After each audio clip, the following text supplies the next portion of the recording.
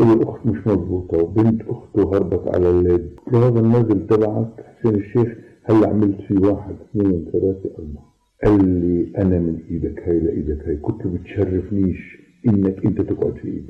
حسين الشيخ في الزمانات الوحيد اللي ركع قدام البكاء. لا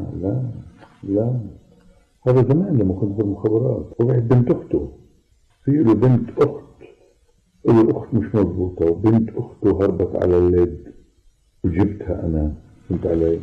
والمرة هاي اللي كانت أخذتها جاسوسي ودفناها، راحت الله يرحمها.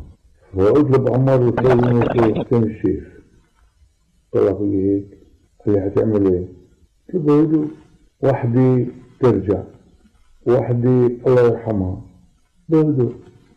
عمل هيك عمار طلع في، ما توصيش حريق. لما صار بده يتفلسف اجت وصلت له عندي جهاز طمالين، كنت في المخابرات اول ايام ابو مازن.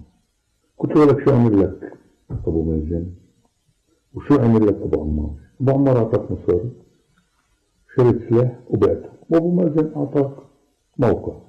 انا عملت لك اهم من الاثنين بس انت ما عندك شرف ولا عندك.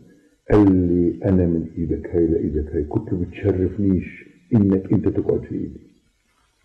شرف الجهاز طمالي بس خلصنا الجلسه قال لي لك يا عمي انا سحلت من الكرسي من كثر ما اللي عملته فيه. خلصت وطلعت على ابو مازن، قلت له هذا النازل تبعك حسين الشيخ، هو من كويس طردني ابو مازن.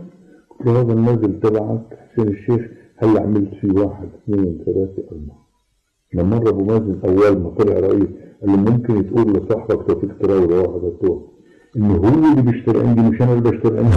انت في عندك جسم، هذا الجسم فيه جواه مرض، انت ما بتقدر الان تشيل المرض، ما بتقدر، لانك عندك انت بتقدر تحاسب حسين الشيخ لانه لو جبت. لا طب هو يا حبيبي ما هو اكثر من القصه اللي صارت معه.